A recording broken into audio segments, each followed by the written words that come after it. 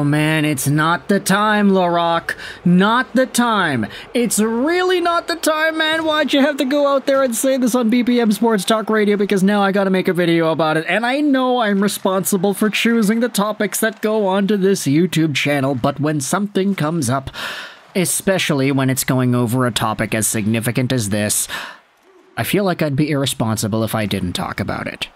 So, let's go out there and refer to a Twitter video on the BPM Sports Talk Radio show, published earlier yesterday at 11:23 a.m.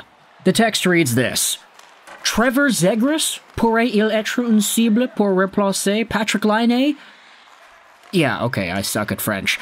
Could Trevor Zegras be a replacement for Patrik Laine? Of course, man! Of course the BPM crew's gonna go out there and talk about this.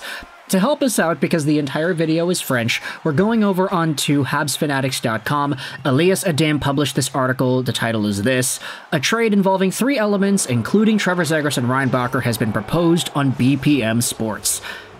Yeah, that's the trade idea.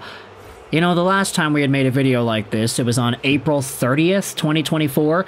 Or I think that was the last time we had brought up the idea of it, and then 2 months later we had confirmation, apparently, that the Ducks were asking for Reinbacher in some sort of a trade. Yeah, we've been making a lot of videos about this, but it's been a while, so why not entertain George Larock's idea here? Let's take a look at what he says. Here's the exchange from HabsFanatics.com between the two BPM Sports hosts. Does Trevor Zegras equal David Reinbacher and a top 5 pick? George Larock asks. Wait, are you giving your pick this year? Would bringing in a guy like Zegras keep you in contention for a long time? Gonzo replies. No, but if you get Zegras, let's agree that you don't have a top 5 pick, George Larock said. That's what I was going to say. So would you give, let's say, the 14th overall pick and David Reinbacher for Trevor Zegras? I would do it, Gonzo replies. And so we have a trade idea, and so we have to have a conversation.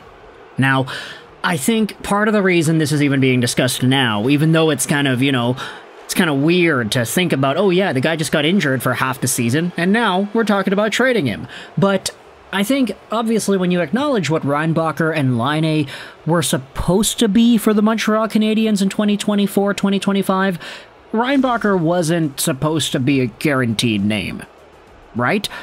I mean, there was a chance he might have had a cup of coffee at the NHL level, but for the most part, I think most Habs fans were saying that his timeline would follow some sort of a Laval rocket path, considering the fact that his EHC Cloton season last year was terrible, or at least he wasn't terrible, the team was terrible, and there wasn't really much to be gained by playing with that squad last year, not to mention the fact that there were injury problems there too.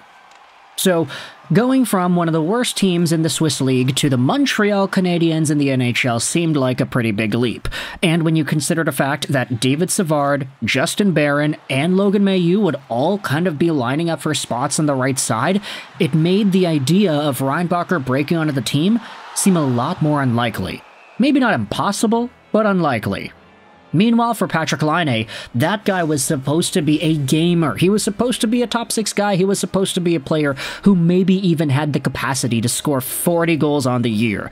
He would have been the Canadiens' top goal guy in a lot of Montreal fans' projections and predictions lists. He was supposed to be in Montreal, he was supposed to be playing 82 games, and he was supposed to be good, bouncing back after a season where he was not really all too utilized. He was injured, and he was in the NHL's Players Assistance Program, but we recognize that from the years prior, Patrik Laine had, and has, present tense, talent.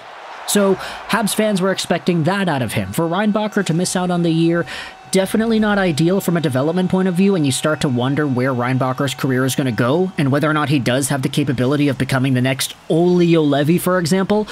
But Patrik Laine, because he was supposed to be good, and he was supposed to be present for the year, this is why that idea is being tossed out there. Okay, now that Laine is out, the Habs have to make a trade for a guy, right? Instead of putting Josh Waugh in the top 6, let's trade for Zegras.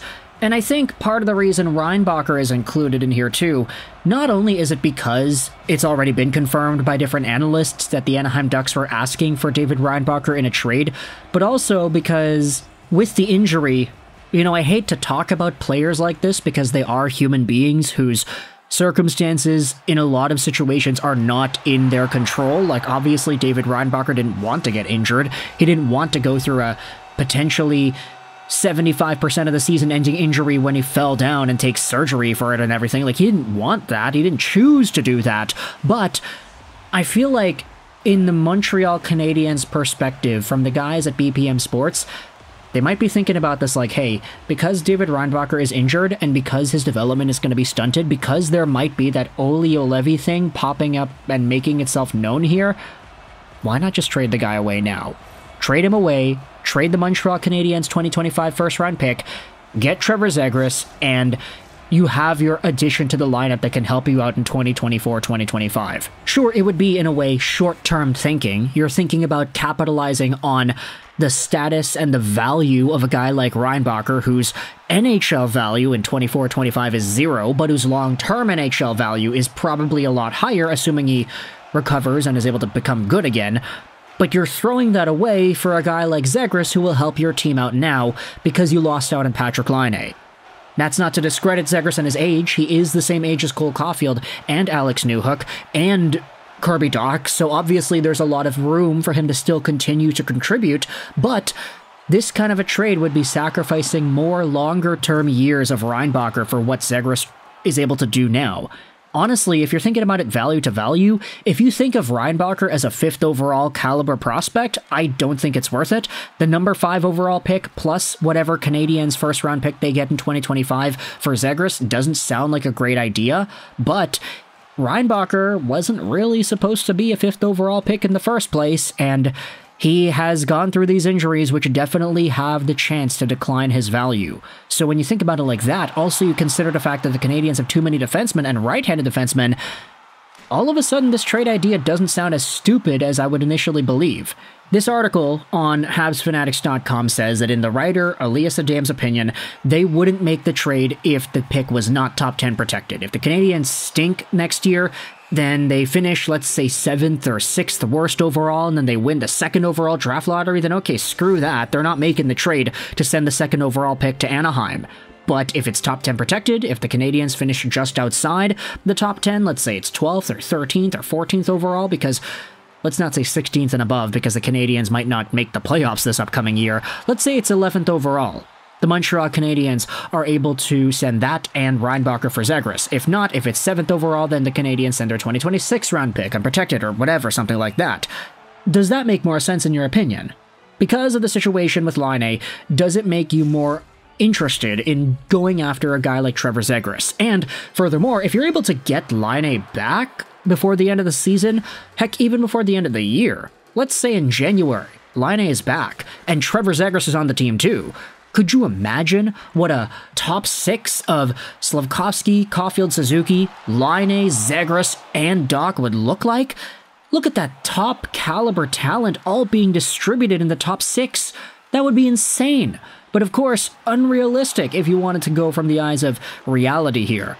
But hypothetically, do you think the idea of trading Reinbacher away for Z in Anaheim makes sense now that Laine and Reinbacher have both been injured? The argument is, you gotta trade for Zegras to fill in the spot for Laine, and you've gotta trade Reinbacher because his knee might be cooked, and long-term, who knows how his development is going to go.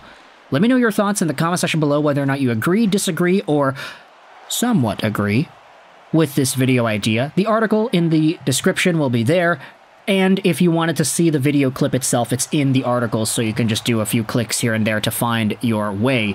But let me know your thoughts in the comment section below. We're revisiting the Reinbacher-Zegras talk because, of course we are, because Montreal Sports Talk Radio goes insane over this kind of stuff. Let me know your thoughts in the comment section below. I hope you enjoyed this video. And bye.